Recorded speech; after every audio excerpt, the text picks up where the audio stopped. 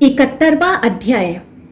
तारकासुर के पुत्रों विद्युन्माली, तारकाक्ष तथा कमलाक्ष का वृत्तांत एवं तपस्या द्वारा इन्हें कामचारी 3 पुरों की प्राप्ति, त्रिपुरासुर के विनाश के लिए देवताओं का उद्योग तथा भगवान शंकर का उन पर अनुग्रह।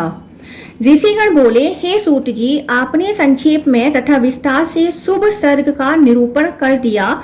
पशुपति महेश्वर ने पुर को कैसे दग्ध किया और ब्रह्मा सहित सभी देवता प्रभु के पशु कैसे हो गए। मय की तपस्या के द्वारा पूर्व काल में उत्तम दुर्गमय पुर निर्मित किया गया था। हमने सुना है कि देवदेव शिव ने सोने, चांदी तथा लोहे से निर्मित दिव्य, उत्तम तथा सुंदर दुर्ग को जला दिया था।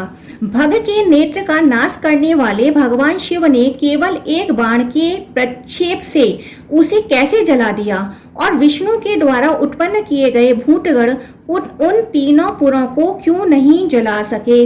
हम लोगों ने उस पुर की उत्पत्ति तथा संपूर्ण वर प्राप्ति के विषय में पहले ही सुन लिया है। अब हे सुव्रत, पुर के दहन के विषय में पूर्ण रूप से बताने की कृपा कीजिए। तब उनका वचन सुनकर पौराणिकों में उत्तम सूत जी ने समस्त अर्थों के सूचक व्यास जी से इस विषय में जैसा सुना था उसे बताया। सूत जी बोले, हे ऋषियों, इस त्रिलोकी के मन, वाणी, शरीर जन्य साप के कारण स्कंद कार्तिकेय के द्वारा प्रयत्न पूर्वक बांधवों सहित तार पुत्र दैत्य तारक के मार दिए जाने पर उसके महाबली पुत्रों विद्युन्माली, तारकाक्ष तथा पराक्रमी कमलाक्ष ने तप किया। महान बल तथा पराक्रम वाले वे महात्मा कठोर तप में लीन होकर परम नियम में स्थित थे। उन श्रेष्ठ दानवों ने तपस्या के द्वारा अपने शरीर को दुर्बल बना दिया। तब उन पर प्रसन्न होकर वरदाता ब्रह्मा जी ने उन्हें वर प्रदान किया। दैत्य बोले, सभी प्राणियों में सर्वदा हम सभी का अवध्यत्व हो। उन सभी ने एक साथ सभी लोकों के पितामह से यह वर मांगा।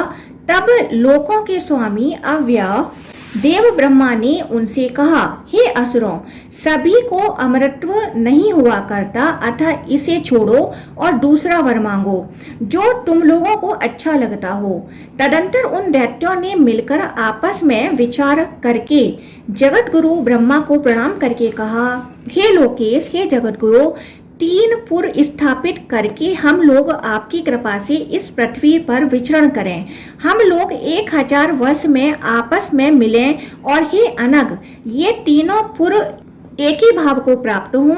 हे भगवान, जो इन इकट्ठे हुए पुरों को एक ही बाण से नष्ट कर दे, वह देव हम लोगों का मृत्यु स्वरूप हो।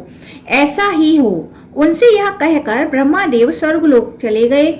इसके बाद वीर दानव मय ने अपनी तपस्या के द्वारा 3 पुरों का निर्माण किया।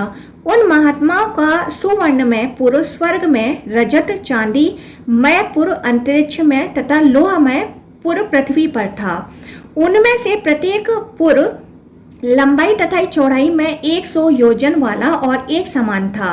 सोने का पुर तारकाक्ष का, चांदी का पुर कमलाक्ष का और लोहे का पुर विद्युन्माली का था। तीनों प्रकार के दुर्ग उत्तम थे। बलशाली मय दैत्यों तथा दानवों से पूजित था। वह बलवान मय वहाँ स्वर्ण में, रजत में एवं काले लोहमय पुर में अपना भवन बनाकर रहा करता था। हे सुव्रतों, हे विपेंद्रों, इस प्रकार दैत्यों के सुदृढ़ किलों से युक्त वे तीनों पुर दूसरे त्रिलोकी के समान थे। तब तीनों पुरों के निर्मित हो जाने पर वह सभी दैत्य उन तीनों पुरों में प्रवेश करके तीनों लोकों में अत्यधिक बलशाली हो गए। उनके तीनों पुर कल्प वृक्षों से भरे हुए, हाथी घोड़ों से परिपूर्ण, अनेक भवनों से सुशोभित, मड़ियों के जालों में घिरे हुए, सभी ओर द्वारों वाले, सूर्य मंडल सदृश विमानों से युक्त, पद्मारगमय चंद्र सदृश उज्ज्वल महलों से सुशोभित और कैलाश शिखर के समान दिव्य तथा अत्युत्तम फाटकों से पृथक पृथक मंडित थे।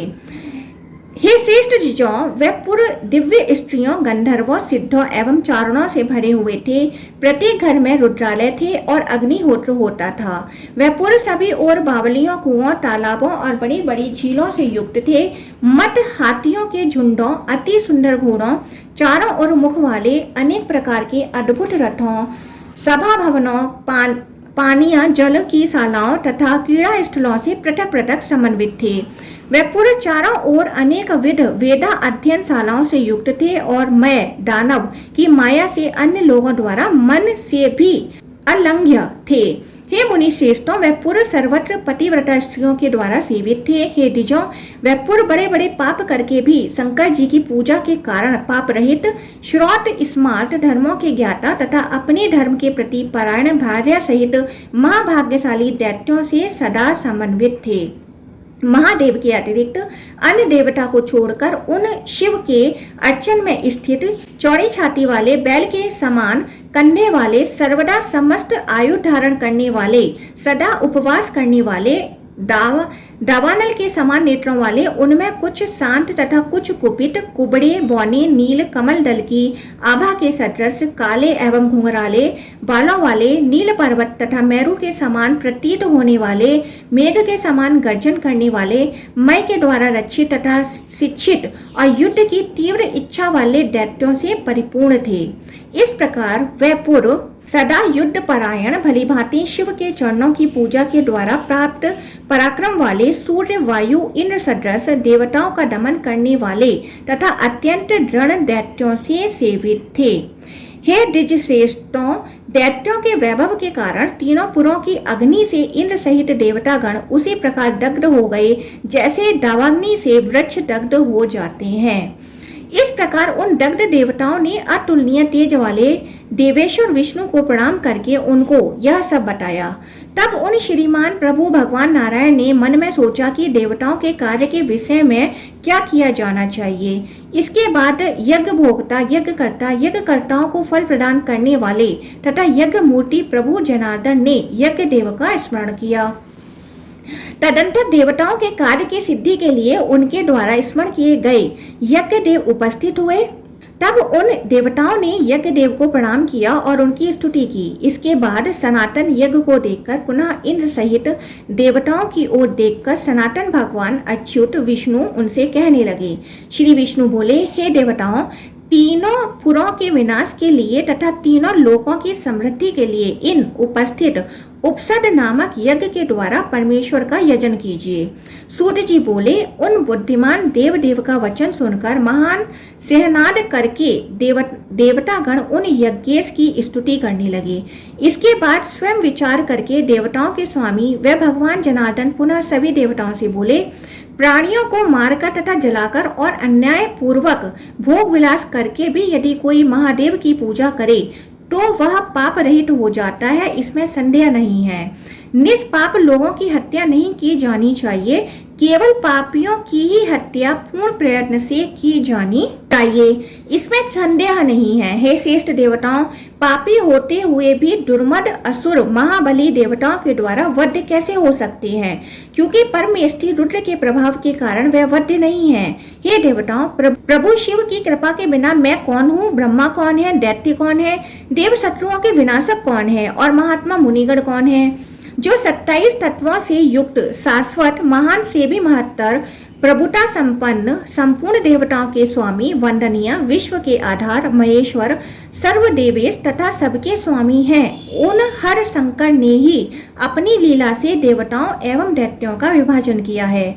उनके एक अंश लिंग रूप की पूजा करके देवताओं ने देवत्व प्राप्त किया है, ब्रह्मा ने ब्रह्मा तत्व प्राप्त किया है और मुझ विष्णु ने विष्णु तत्व प्राप्त किया है। उनकी पूजा किए बिना इस जगत में कौन व्यक्ति सिद्धि प्राप्त कर सकता है, अतः लिंगार्चन विधि के प्रभाव से उन्हीं के द्वारा वह दैत्य हंतव्य हैं।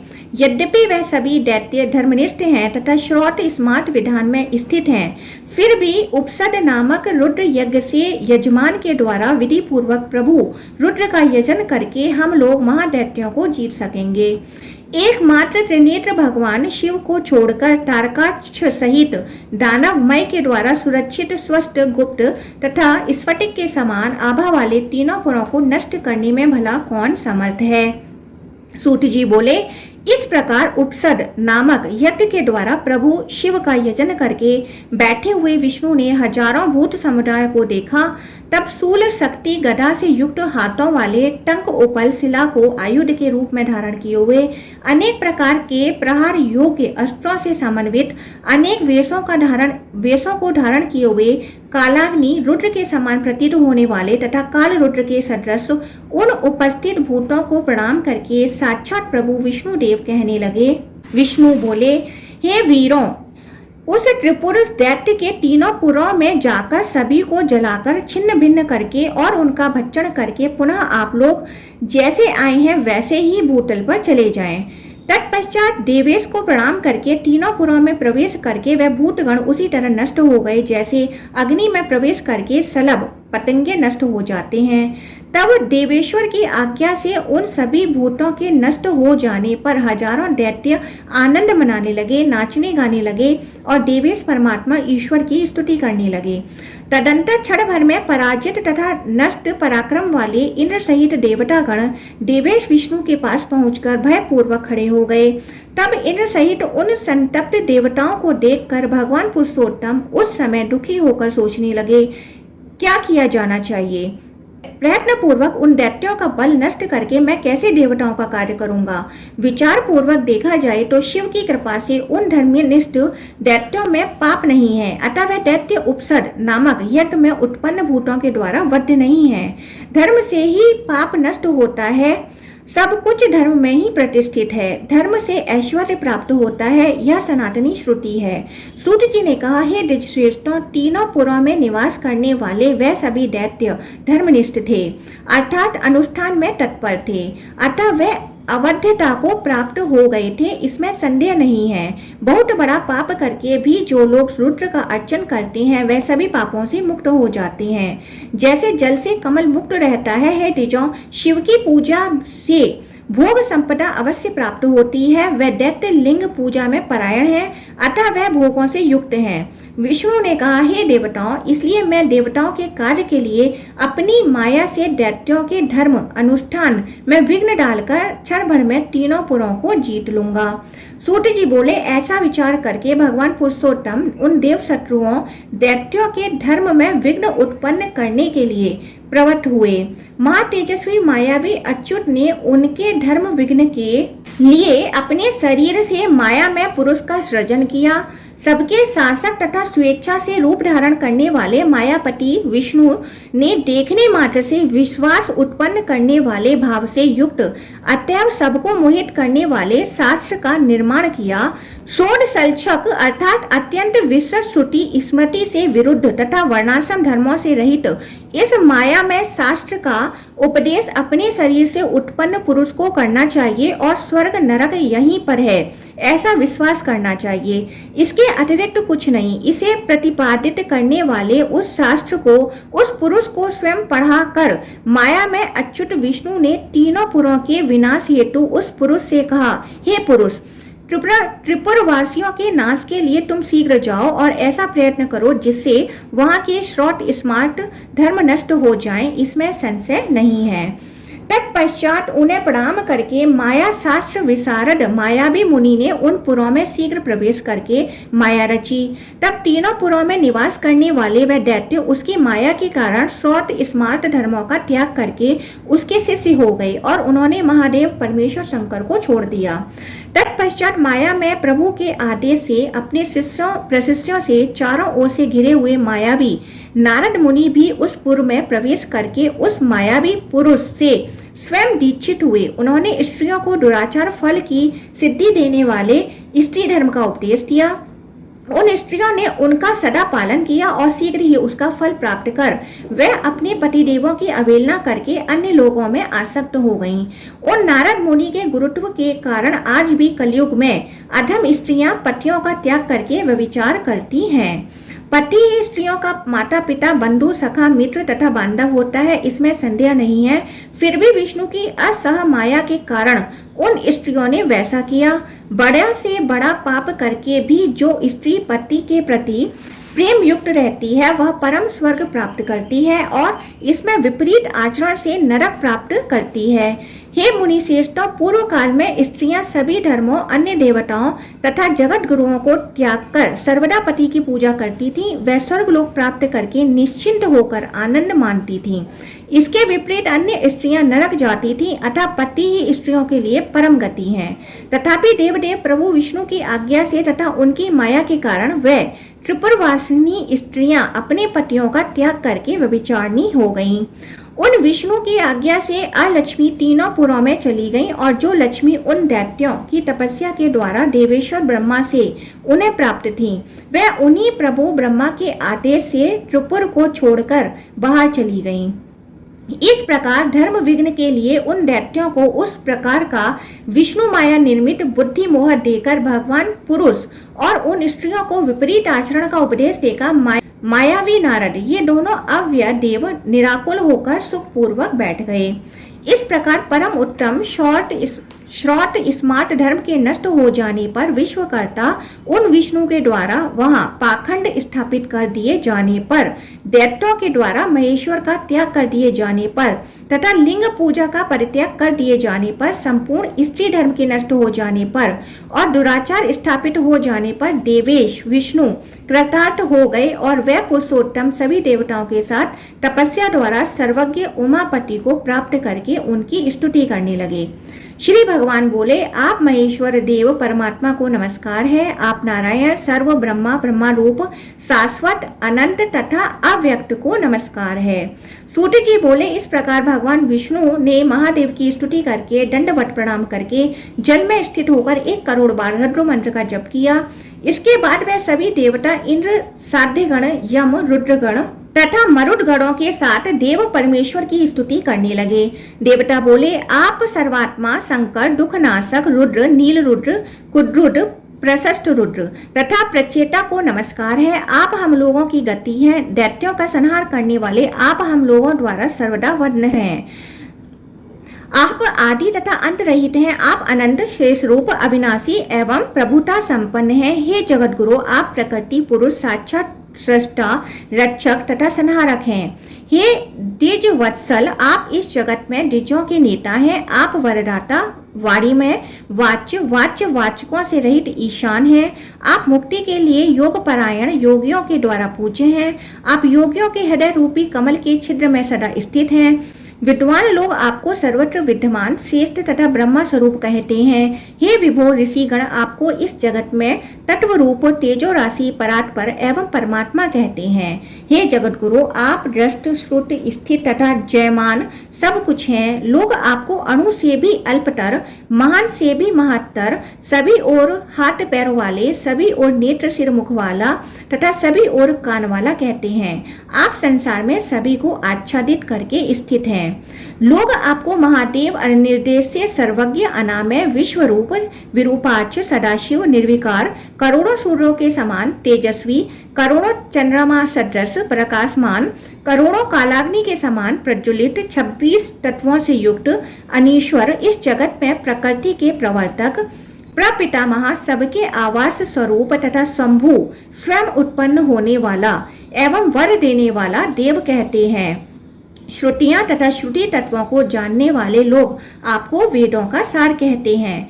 हे अनेक रूपों वाले प्रभु, हम लोगों ने संसार में ऐसा कुछ भी नहीं देखा है जो आपके बिना किसी अन्य के द्वारा रचित हो। आपने ही दैत्यों, सुरों के भूत समुदायों, देवताओं, मनुष्यों, स्थावर जंगम आदि को उत्पन्न किया है। हे शंभो, हम लोगों की कोई अन्य गति नहीं है। महादैत्यों का संहार करके आप हमारी रक्षा कीजिए। हे परमेश्वर, सभी लोग आपकी माया से मोहित हैं। जिस प्रकार तरंगें तथा लहरें समुद्र में परस्पर टकराती हैं और जलाशय से ही जड़ीभूत होकर उसी में विलीन हो जाती हैं, उसी प्रकार ब्रह्मा की सृष्टि के देवता, असुर सभी कोई आपसे टकराते हैं और अंत में जड़ीभूत होकर आप में ही विलीन हो जाते हैं। सूत जी बोले, जो मनुष्य प्रातःकाल उठकर शुद्ध होकर इस पवित्र स्तुति को पढ़ता अथवा सुनता है, वह सभी कामनाओं को प्राप्त कर लेता है। इस प्रकार देवताओं के द्वारा स्तुति किए जाने तथा विष्णु के जप से प्रसन्न हुए महेश्वर शंकर ने उमा का आलिंगन करके नंदी के ऊपर हाथ रखकर देवताओं की ओर देखकर गंभीर वाणी में मुस्कुराते हुए कहा, हे सुरेश्वरों, अब मैंने इस देव कार्य को और विष्णु तथा बुद्धिमान नारद के माया बल को जान लिया है। हे श्रेष्ठ देवताओं, मैं अधर्म में निष्ठा रखने वाले उन दैत्यों के तीनों पुरों का विनाश अवश्य करूंगा। सूत जी बोले, इसके बाद वहां आए हुए वह इंद्र, ब्रह्मा, विष्णु सहित देवताओं ने प्रभु का वचन सुनकर उन्हें प्रणाम किया तथा उनकी स्तुति की। इसके अनंतर शिव की ओर देखकर विस्मित देवी भी अपने लीला कमल से शिवजी को मारकर स्पर्श कर यह वचन कहने लगी।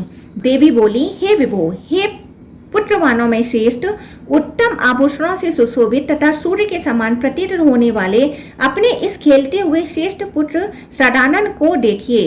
हे महादेव, मुकुटों, कटकों, कुंडलों, सुंदर कंगनों, नुपुरों, छन्नावरों, करधनियों, अनेक किंकड़ियों, सुवर्णमय पीपल के पत्तों, कल्पद्रुम के पुष्पों से शोभित सुंदर अलकों, पद्माराग आदि मणियों से चमत्कृत हारों तथा बाजूबंदों, पूर्ण चंद्रमा के समान प्रभाव वाले मुक्ताफल में हारों और तिलकों से मंडित परम सुंदर पुत्र को देखिए। हे ईश, कुंकुम आदि से अंकित तथा भस्म निर्मित लताकार तिलक से युक्त इसके कमल समूह सदृश मुखों को देखिए। हे विभो, आप इसके अत्यंत सुंदर नेत्रों को देखिए।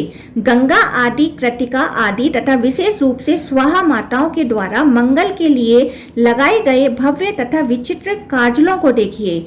इस प्रकार जगत जननी उमा के वचनों से संबोधित किए गए ईशान शिव कार्तिकेय के मुखामृत का पान करते हुए तृप्त नहीं हुए। उन्हें दैत्यों के शस्त्रों से पीड़ित उन देवताओं का स्मरण नहीं रहा।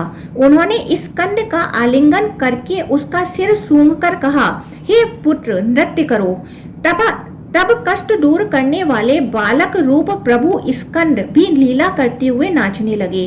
सभी गणेश्वर भी उनके साथ नृत्य करने लगे और क्षण भर में शिव की आज्ञा से संपूर्ण त्रिलोकी की वहां नृत्य करने लगा। नाग और इंद्र सहित सभी देवता भी नाचने लगे। गणेश्वरों ने स्कंद की स्तुति की। उस समय पार्वती जी तथा अन्य माताएं आनंदित हुई। गंधर्व तथा किन्नर पुष्प वृष्टि करने लगे एवं गान गाने लगे।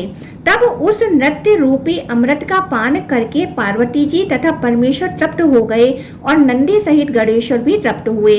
तदंतर सूर्य के समान कांति वाले शिवजी ने भी नंदी, सदानंद, स्कंद तथा गिरिराज पुत्री पार्वती के साथ दिव्य भवन में प्रवेश किया, जैसे मेघ अन्य मेघ में प्रवेश करते हैं। वह देवता उन बुद्धिमान शिव के द्वार के पास खड़े हो गए और कुछ व्याकुल चित्त होकर महादेव की स्तुति करने लगे। वह व्याकुल होकर एक दूसरे की ओर देखकर कहने लगे, यह क्या, हम लोग पापी हैं। अन्य दूसरों ने कहा, हम अभागे हैं। अन्य सुरेश्वरों ने कहा, ये महादैत्य भाग्यशाली हैं। कुछ ने कहा, यह उनकी पूजा का फल है, और कुछ ने कहा, ऐसा नहीं है। इसी बीच उनके अनेक शब्दों को सुनकर महातेजस्वी कुंभोदर नामक शिवगण दंड से देवताओं को पीटने लगा। तब वह देवता भयभीत होकर हा हा कहते हुए भागने लगे। कुछ मुनि तथा देवता पृथ्वी तल पर गिर पड़े। कश्यप आदि मुनियों ने कहा, विधि का बल कैसा अद्भुत है। हे द्विजों, अन्य लोगों ने कहा, देव देवेश का दर्शन करके भी असुर शत्रु देवताओं के अभाग्य से ही कार्य पूर्ण नहीं हो सका। इसके बाद वह सब हृदय में थोड़ा अर्चन करके शिव को नमस्कार है ऐसा कहने लगे। तत्पश्चात जटाजूट धारण किए, हाथ में त्रिशूल लिए, माला पहने हुए, हाला धारण किए हुए, कुंडल धारण किए हुए, कंगन पहने हुए तथा गदा धारण किए हुए महादेव प्रिय मुनि नंदी सुंदर श्वेत बैल पर चढ़कर उन शिव की आज्ञा से वहां जाने लगे। तब नंदी को देखकर कुंभोधर नामक वह गण भी नंदी को प्रणाम करके शीघ्रता करते हुए उनके साथ चल दिया। गण सहित वह महातेजस्वी वृषध्वज गणों के सेनापति नंदी बैल की पीठ पर उसी तरह प्रतीत हो रहे थे मानो मेघ रूप विष्णु के पृष्ठ पर शिवजी विराजमान हो। नंदीश्वर का 10 योजन विस्तृत तथा मुक्ता जलों से अलंकृत श्वेत छत्र आकाश की भांति प्रतीत हो रहा था। उस छत्र में भीतर से बनी हुई मुक्त फलों की वह श्वेत माला ऐसी लग रही थी मानो शिवजी के सिर पर आकाश से गंगा गिर रही हो। हे मुनि श्रेष्ठों, तदंतर गणाध्यक्ष नंदी को देखकर इंद्र की आज्ञा से दिव्य देव दुदुम्बियां बजने लगी। सभी लोग वाणी द्वारा वांछित फल प्रदान करने वाले शुभ गणेश्वर की स्तुति करने लगे। जैसे शिव को देखकर देवता लोग प्रसन्नता से रोमांचित होकर उनकी स्तुति करते हैं। आकाशचारियों ने इंद्र की आज्ञा से नंदी के सिर पर आकाश से सुगंध में पुष्प वृष्टि की। तुष्टि पुष्टि से युक्त यथार्थ वृष्टि से प्रसन्न होकर नंदी उसी तरह शोभा पा रहे थे जैसे शिवजी गंध जल से अभिसंचित चंद्रलेखा से शोभा प्राप्त करते हैं। हे सुव्रतो, वृषभ का पृष्ठ अनेक प्रकार के पुष्पों से ऐसा प्रतीत हो रहा था मानो आकाश पृष्ठ तारों से भर गया हो। हे सुव्रतो, पुष्पों से ढके हुए नंदी बैल की पीठ पर उसी प्रकार सुशोभित हो रहे थे जैसे आकाश पृष्ठ पर विराजमान चंद्रमा तारों से आच्छादित होकर सुशोभित होते हैं। उस प्रकार की शोभा वाले उन नंदी को देखकर इंद्र तथा विष्णु सहित देवता साक्षात महादेव जी की भांति प्रतीत होने वाले गणाधिपयों के स्वामी नंदी की स्तुति करने लगे। देवता बोले, आप रुद्र भक्त तथा रुद्र जप परायण को नमस्कार है। रुद्र भक्तों की पीड़ा का नाश करने वाले रौद्र कर्म में संलग्न कुष्मांडा गणों के स्वामी तथा योगियों के पति आप नंदी को नमस्कार है। सब कुछ प्रदान करने वाले, शरण देने वाले, सब कुछ जानने वाले, कष्ट दूर करने वाले, वेदों के पति तथा वेदों से जानने योग्य आप नंदी को नमस्कार है।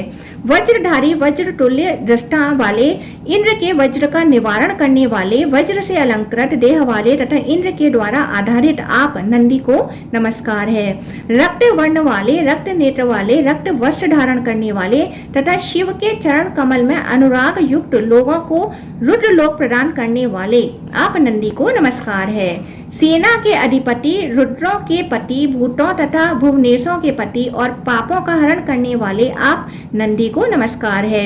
रुद्र, रुद्रपति, रौद्र, पापों का हरण करने वाले आप नंदी को नमस्कार है। शिव स्वरूप सौम्य स्वभाव वाले तथा रुद्र भक्त आप नंदी को नमस्कार है। सूत जी बोले, हे ऋषियों, तदंतर प्रसन्न हुए सिलाद पुत्र गणेश्वर नंदी ने देवताओं से कहा, अब तीनों पुरों को नष्ट मानकर आप लोग शंभु के लिए रथ, सारथी, धनुष तथा उत्तम बाण प्रयत्न पूर्वक तैयार कराइए। इसके बाद उन देवताओं ने अति शीघ्रता से युक्त होकर ब्रह्मा के साथ विश्वकर्मा के द्वारा बुद्धिमान देवदेव शिव का रथ बनवाया। इस प्रकार श्रीलिंग महापुराण के अंतर्गत पूर्व भाग में पुरदहा प्रसंग में नंदीकेश्वर वाक्य नामक 71वां अध्याय पूर्ण हुआ। 72वां अध्याय त्रिपुरासुर के वध के लिए विश्वकर्मा द्वारा एक दिव्य रथ का निर्माण तथा भगवान महेश्वर का उस रथ पर आरूढ़ हो त्रिपुरासुर को दग्ध करना एवं ब्रह्मा द्वारा भगवान शिव की स्तुति। सूति जी बोले, हे ऋषियों, विश्वकर्मा ने प्रयत्न के साथ आदर पूर्वक भगवान रुद्र का रथ बनाया। वह सर्वलोक में दिव्य, सर्वभूत में सभी देवताओं से नमस्कृत, सभी देवताओं से युक्त, सुवर्ण में तथा सबके अनुकूल था। उसका दाहिना चक्र सूर्य एवं बाया चक्र चंद्रमा थे। दाहिना चक्र 12 अरों वाला तथा बाया चक्र 16 अरों वाला था। हे विपेंद्रो, हे सुव्रतों, दाहिने चक्र के उन अरों में 12 आदित्य थे और बाएं चक्र के 16 अरों में चंद्रमा की 16 कलाएं थीं। हे मुनि श्रेष्ठों, नक्षत्र गण उस बाएं चक्र के भूषण थे और 6 ऋतुएं उन दोनों चक्रों की नेमियां थीं। आकाश इसकी छत थी और मंदर पर्वत रथ का सारथी स्थान था। अस्ताचल तथा उदयाचल उसके दोनों स्तंभ कहे गए हैं। महामेरु पर्वत उसका अधिष्ठान मुख्य स्थान था और केसर पर्वत मेरु को आश्रय देने वाले थे। संवत्सर उसका वेग था और दोनों अयन उत्तरायण दक्षिणायन उसके चक्र संगम अक्ष के प्रांत भाग थे। मुहूर्त उस रथ के बंधुर तल्प भाग और कलाएं उसकी सम्या वर्तुल पट्टिकाएं कही गई हैं। काष्ठाएं उसकी नासिका तथा क्षण उसके अक्ष दंड चक्रों का आधार दंड कहे गए हैं। निमेष इस रथ के अनुकर्ष नीचे का तल तथा लव निमेष से भी छोटा समय इसका ईशा दोनों अक्षों को जोड़ने वाला काष्ठ कहे गए हैं। अंतरिक्ष इस रथ का वरुट कवच था और स्वर्ग तथा मोक्ष इस रथ के दोनों ध्वज थे। धर्म तथा विराग इसके दंड थे। यज्ञ इस दंड को आश्रय सहारा देने वाले कहे गए हैं। दक्षिणाएं उस रथ की संधियां थीं और 50 अग्नियां इसकी कीलें थीं। धर्म तथा काम ये दोनों उसके जुओं के सिरे कहे गए हैं। अव्यक्त तत्व उसका ईशादंड था तथा बुद्धि इसका नडवल, अपने को स्नग्ध बनाने वाले द्रव्य का पात्र थी। अहंकार इसका कोण था। पंच महाभूतों को इसका बल बताया गया है। सभी इंद्रियां उसके सभी ओर लगे हुए आभूषण थे। श्रद्धा इस रथ की गति थी। वेद उसके घोड़े कहे गए हैं। वेदों के पद विभाग उसके भूषण थे तथा शिक्षा आदि 6 वेदांग इसके उपभूषण थे। हे सुव्रतों, पुराण, न्यास, मीमांसा तथा धर्मशास्त्र इसके बलाश्रय पट थी जो सभी लक्षणों से युक्त थे। गायत्री आदि मंत्र का आदि वर्ण पाद छंदों के चतुर्थांश तथा ब्रह्मचर्य आदि आश्रम उन पटों के घंटे कहे गए हैं। 1000 फनों से विभूषित अनंत शेषनाग उसके बंधन रज्जु थे। दिशाएं तथा उपदिशाएं इस रथ के पाद थे। पुष्कर आदि मेघ रत्न भूषित सुवर्ण निर्मित पातकाएं थीं। चारों समुद्र उस रथ के बाहरी कंबल कहे गए हैं। गंगा आदि सभी श्रेष्ठ नदियां समस्त आभूषणों से अलंकृत होकर अपने हाथों के अग्रभाग में चामर चवर धारण किए हुए स्त्री रूप से शोभित होती हुई जहां तहां अपना स्थान बनाकर रथ को सुशोभित कर रही थीं। आवाह आदि 7 वायु उसकी सुवर्ण में उत्तम सीढ़ियां थीं। भगवान ब्रह्मा सारथी थे और देवता लोग रथ की रश्मियों को पकड़ने वाले कहे गए हैं। ब्रह्मा दैवत प्रणव ब्रह्मा के हाथ में स्थित उसका प्रतोद चाबुक था। विस्तृत लोकालोक पर्वत उसके 7 वायुओं के स्कंद रूप सोपान से युक्त था। परम सुंदर मानस पर्वत उसमें पैर रखने का अधोभाग पायदान था। समस्त पर्वत सभी और इस रथ की नासिका कहे गए हैं। 7 तल उस रथ के मंजन थे। उन तलों में रहने वाले सभी लोग कपोत पक्षी के समान थे। मेरु पर्वत उस रथ का महाछत्र था और मंदर पर्वत पृष्ठ वाघ के रूप में था। शैलराज मेरु धनुष थे और स्वयं भुजंगपति वासुकी कालरात्रि तथा इंद्रधनुष के साथ जा धनुष की डोरी थे। वेद स्वरूपिणी सरस्वती देवी उस धनुष की घंटा थी।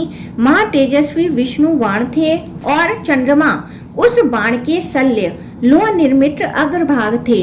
साक्षात प्रलय अग्नि उस बाण के तीक्ष्ण तथा अति भयंकर विस्मय अनेक बल थे और आवाह आदि वायु उस बाण के पंख कहे गए हैं। इस प्रकार देवताओं के द्वारा दिव्य रथ धनुष बाण तथा जगत के स्वामी प्रभु ब्रह्मा को सारथी बनाकर तथा कवच मुकुट आदि रणभूषणों को धारण करने वाले शिवजी सभी देवताओं सहित पृथ्वी तथा स्वर्ग को कंपित करते हुए उस दिव्य रथ पर आरूढ़ हुए।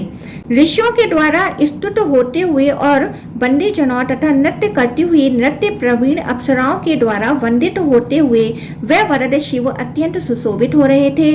सारथी की ओर देखकर उस लोक संभ्रत कल्पित रथ पर उनके आरूढ़ होते ही वेद संभूत घोड़े सिर के बल भूमि पर गिर पड़े। तदंतर वृषेंद्र का रूप धारण किए हुए भगवान शेष ने इस रथ को नीचे से उठाकर क्षण भर में स्थापित करना चाहा, किंतु वह वृषेंद्र भी एक क्षण के बाद घुटनों के बल पृथ्वी पर गिर पड़े।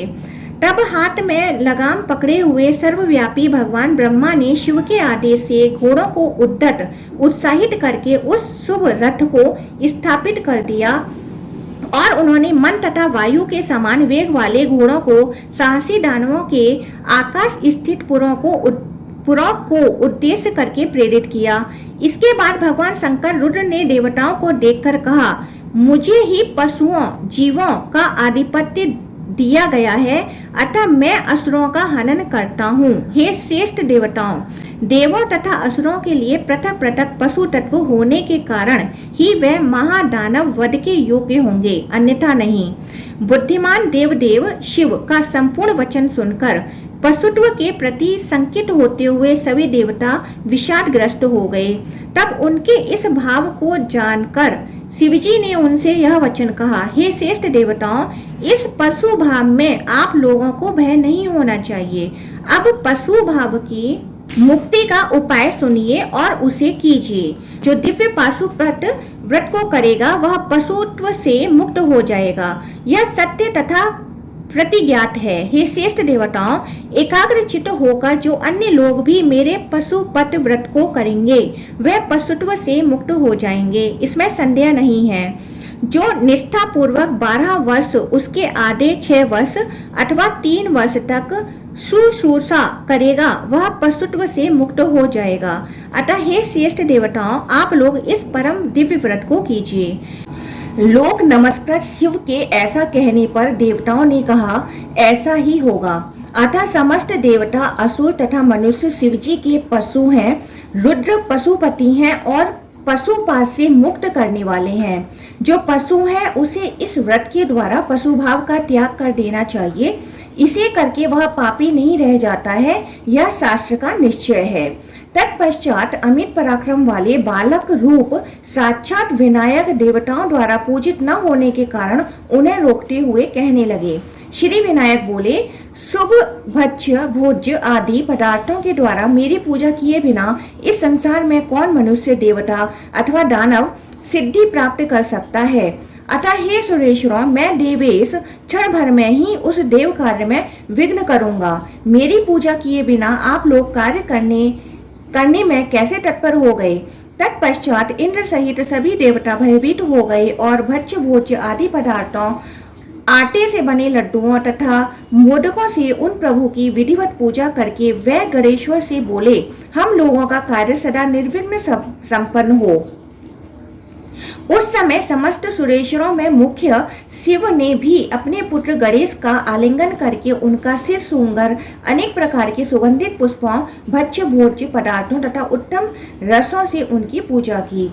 इसके बाद वह मेरुधनवार शिवजी देवताओं के साथ ईश्वरों के नायक पूजनीय विनायक की पूजा करके तीनों पुरों को जलाने के लिए गणेश्वरों के साथ चल पड़े। उस समय सभी देवता, सिद्ध, भूतगण, नंदी आदि गणेश्वर तथा अन्य ईश्वर अपने अपने वाहनों से उन देव ईश महेश्वर के पीछे पीछे चले। हिमालय सदृश विमान पर चढ़कर नंदी सभी देवताओं तथा गणेश्वरों के आगे होकर त्रिपुर पर प्रहार करने के लिए चले, मानो भगवान शिव मृत्यु पर प्रहार हेतु चले हों।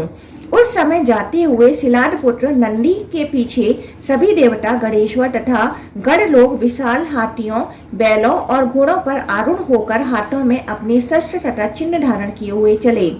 महाशक्तिशाली गरुड़ ध्वज विष्णु गिरीन्द्र सदृश पक्षीराज गरुण पर आरूढ़ होकर लोगों के हितार्थ तीनों पुरों को दग्ध करने के लिए शिवजी के बाएं होकर शीघ्रता पूर्वक चले। सभी देवता तीक्ष्ण शक्ति, बर्छी, टंक, गदा, त्रिशूल, खड्ग आदि उत्तम आयुधों से युक्त होकर देवलोक के नाथ से देवताओं तथा असुरों के स्वामी और अप्रमेय उन शिव के पीछे पीछे सभी ओर से चले।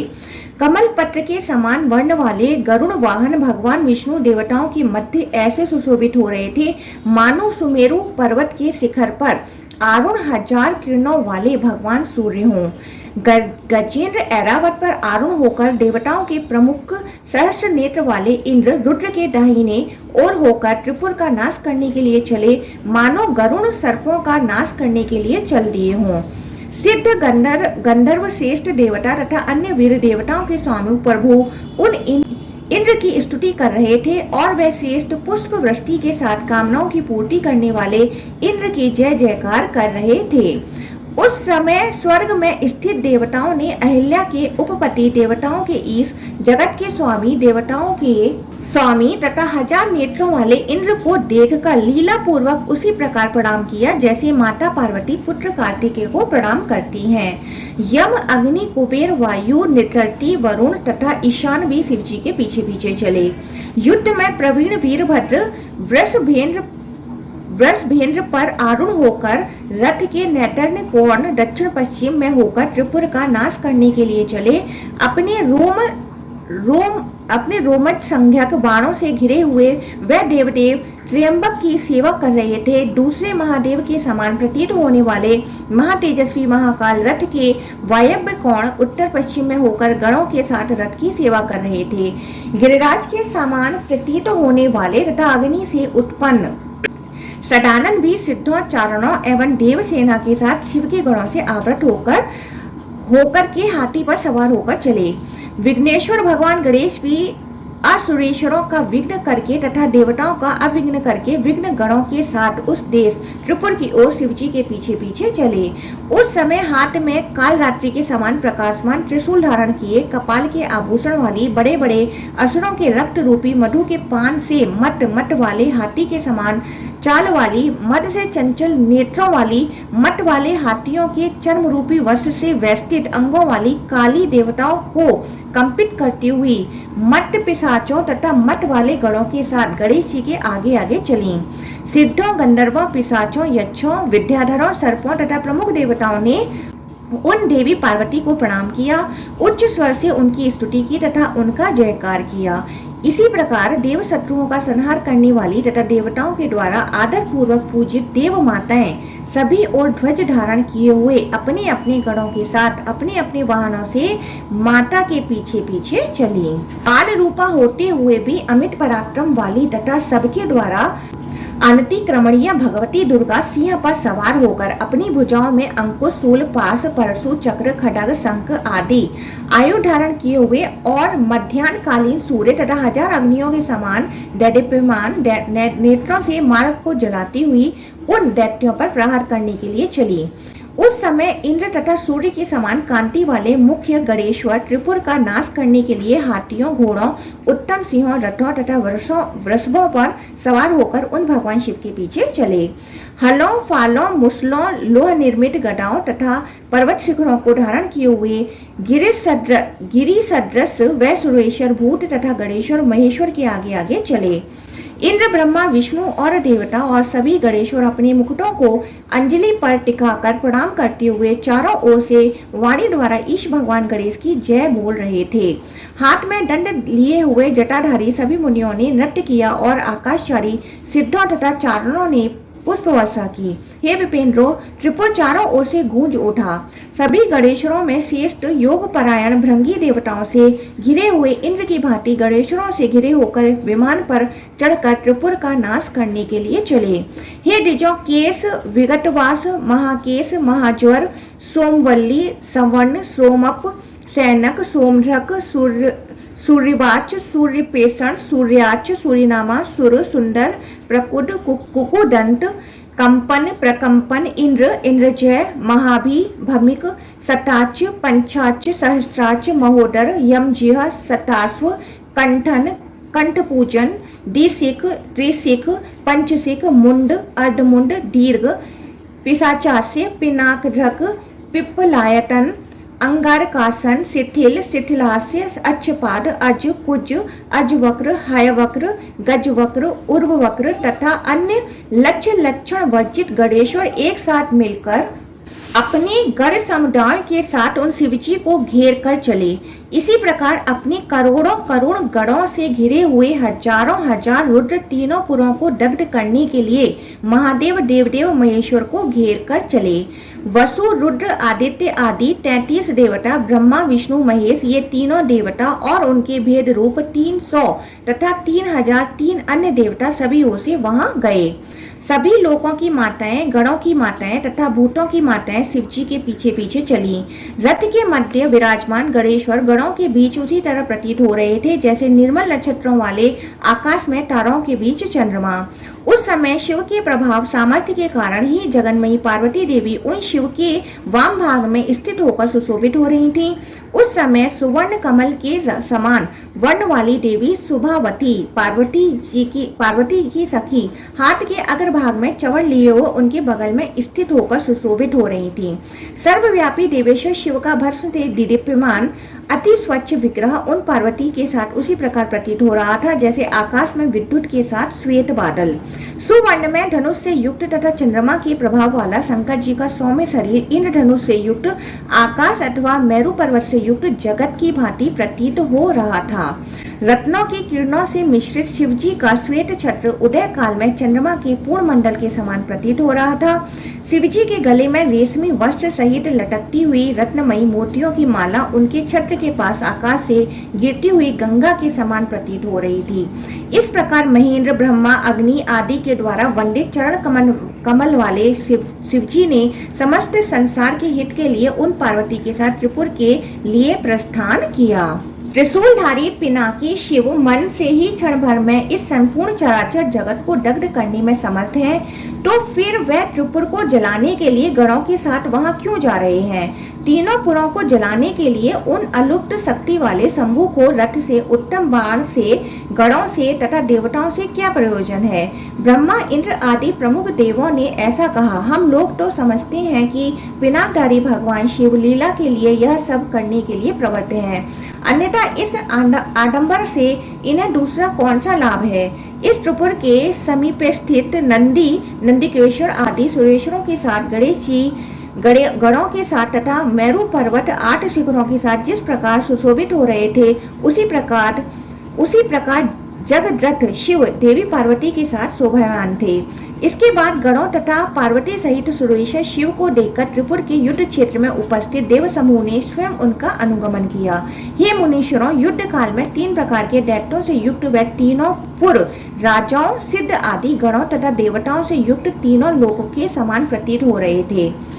इसके बाद धनुष पर डोरी चढ़ाकर उस पर बाण रखकर उसे पाशुपत अस्त्र से युक्त करके शिवजी ने त्रिपुर का चिंतन किया। धनुष ताने हुए उन महादेव के खड़े होने पर उसी समय तीनों पुर शीघ्र ही आपस में जुड़ गए। तीनों पुरों के एक में मिल जाने पर तथा समीप में आ जाने पर महान आत्मा वाले इंद्र आदि देवताओं को परम हर्ष हुआ।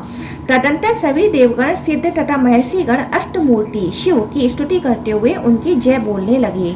इसके बाद पुष्य नक्षत्र का योग प्राप्त होने पर भगवान ब्रह्मा ने भग के नेत्र का विनाश करने वाले लीला शक्त उमापति से कहा, हे महादेव, हे परमेश्वर, हे प्रभु, इस स्थान पर आपकी यह भावना है कि दैत्य तथा देवता आपके लिए समान है, फिर भी देवता धर्मनिष्ठ हैं और दैत्य पापी हैं। अतः हे जगन्नाथ, आप यहाँ अपनी लीला का त्याग करें। हे ईश, हे प्रभु, तीनों पुरों को दग्ध करने के लिए आपको रथ, ध्वज, बाण, भूत गणों, विष्णु तथा मुझ ब्रह्मा से क्या प्रयोजन है?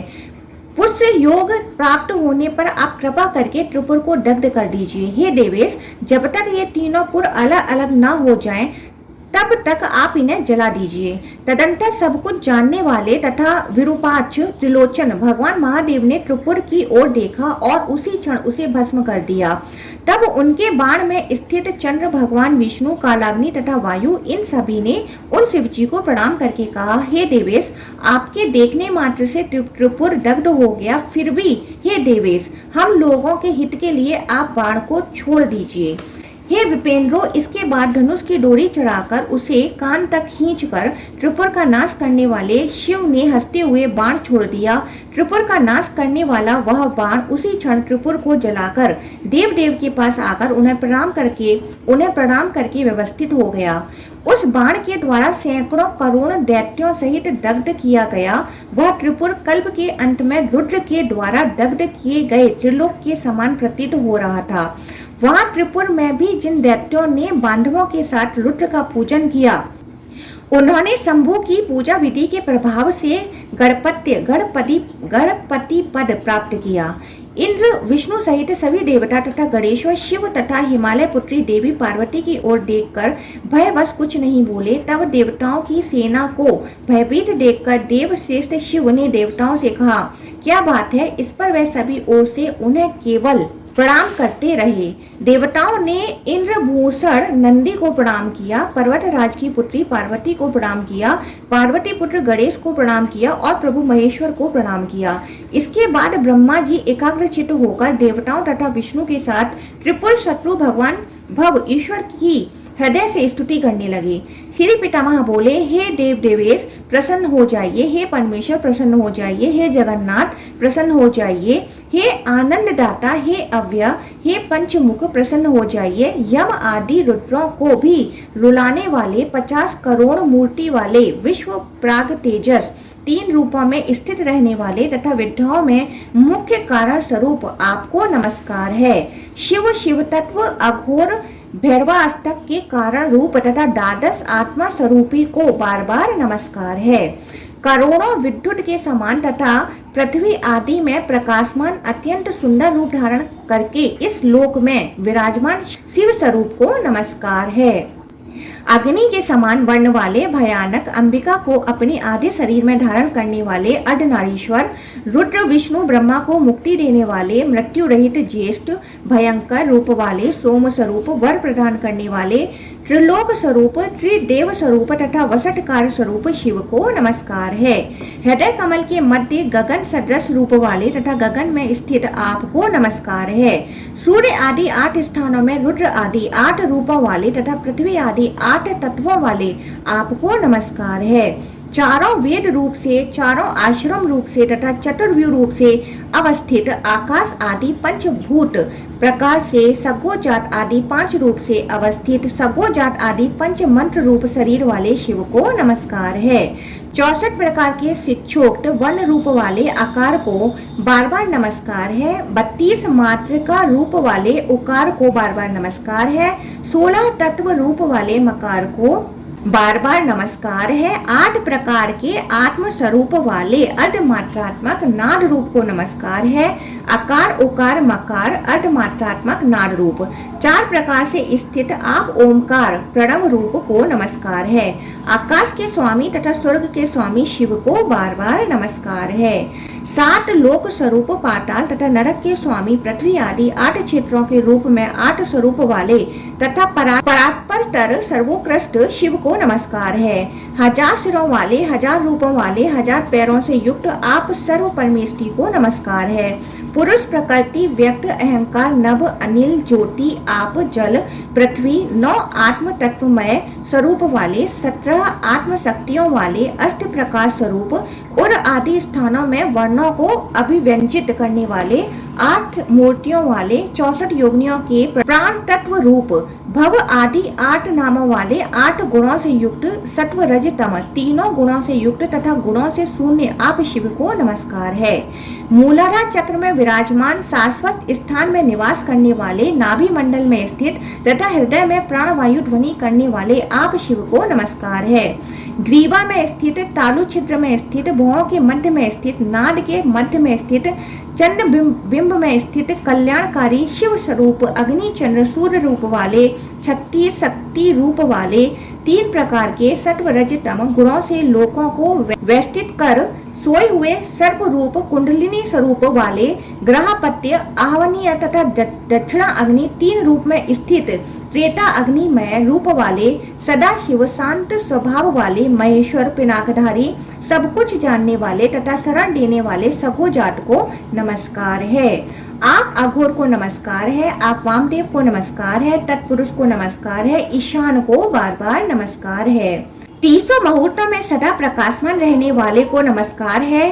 शांतातीत को नमस्कार है। आप अनंतेश सूक्ष्म तथा उत्तम को नमस्कार है। आप एकाच एकमात्र ज्ञान रूपी नेत्र वाले को नमस्कार है। आप अद्वितीय रुद्र को नमस्कार है। आप त्रिमूर्ति श्रीकंठ तथा शिखंडी को नमस्कार है। अनंत शेष रूपी आसन पर स्थित अनंत स्वरूप अंत करने वाले विशुद्ध विशाल तथा स्वच्छ अंगों वाले आपको नमस्कार है। विमल आसन पर विराजमान विमल ज्ञान के अर्थ स्वरूप योग पीठ के मध्य स्थित योगी योग प्रदान करने वाले निवार जंगली धान्य के सूख सूक्ष्म अग्रभाग की भांति योगियों के हृदय में सदा स्थित रहने वाले आपको नमस्कार है। प्रत्याहार स्वरूप प्रत्याहार में निरत प्रत्याहार में रत लोगों के हृदय में विराजमान धारणा स्वरूप तथा धारणा में निरत आपको नमस्कार है। धारणा के अभ्यास में लगे हुए लोगों के सामने सदा विराजमान ध्यान रूप तथा ध्यान गम्य आपको नमस्कार है। ध्येय गम्य ध्यान करने योग्य ध्यान वाले आपको नमस्कार है। ध्यान योग्य ब्रह्मा विष्णु आदि के भी ध्येय तथा सबसे अधिक ध्यान योग्य आपको नमस्कार है। समाधान के द्वारा प्राप्य समाधान स्वरूप समाधान ध्यान में रत लोगों के लिए निर्विकल्प अर्थ स्वरूप आपको नमस्कार है।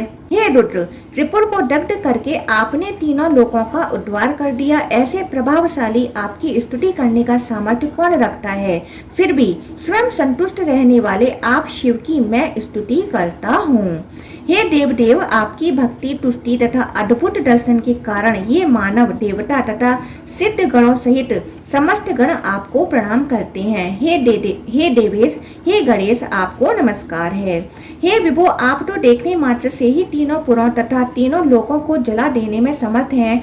अंबिका के साथ लीला आसक्त आपने क्षण भर में त्रिपुर को जला दिया और सोम आदि के प्रार्थना करने पर उस समय बाणों को भी मुक्त कर दिया।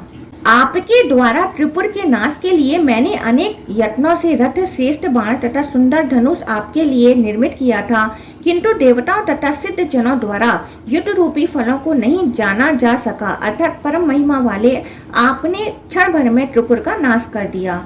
रथ, रथी, देवश्रेष्ठ, विष्णु, स्वयं रुद्र, इंद्र, ब्रह्मा, ये सब आप ही हैं। हे भगवान, मैं आप अतोस्य स्तुति न किए जा सकने वाले की स्तुति कैसे करूं? अतः सिर झुकाकर केवल प्रणाम करता हूँ। आप अनंत चरणों वाले, अनंत भुजाओं वाले, अनंत सिर वाले, अनंत रूपों वाले, संहार करने वाले तथा कल्याण करने वाले हैं। ऐसे प्रभाव वाले आपकी स्तुति कैसे करूं? आप अतोस्य की स्तुति कैसे करूं? आप सर्ववेता, शिव, रुद्र, सर्वभव, स्थूल, सूक्ष्म, अत्यंत सूक्ष्म से भी सूक्ष्म, सूक्ष्म अर्थों को जानने वाले तथा विधाता को नमस्कार है। सभी देवताओं तथा असुरों की सृष्टा, लोकों का सृजन, पालन, संहार करने वाले, देवताओं तथा असुरों के नायक, सब कुछ देने वाले और मुझ पर तथा सभी पर शासन करने वाले को नमस्कार है। वेदांत के द्वारा जानने योग्य परम शुद्ध, वेदार्थ के ज्ञाताओं द्वारा निरंतर स्तुत, वेद के आत्मा स्वरूप, भव, अंत, मध्य तथा सुमध्यम आपको नमस्कार है। आदि तथा अंत से रहित, सर्वत्र विद्यमान, शून्यत्व से रहित, लिंगी, अलिंगी, लिंगमय, लिंग स्वरूप तथा साक्षात वेदादिमय प्रणव स्वरूप आपको नमस्कार है। मेरे भी आदिदेव यज्ञ मूर्ति विष्णु के तथा मुझ ब्रह्मा के अज्ञान अंधकार का नाश करने के लिए अपराध स्थानों में देखकर अपने नाखून के अग्रभाग से मेरे मस्तक का छेदन करने वाले हे ईश, आप रुद्र को नमस्कार है। हे देव देव, हे समस्त देवताओं तथा असुरों के ईश, आपका क्रियाकलाप विचित्र है। हे निर्गुण रूप तत्व, आप देवताओं के साथ देहधारी की भांति देवों का कार्य करेंगे।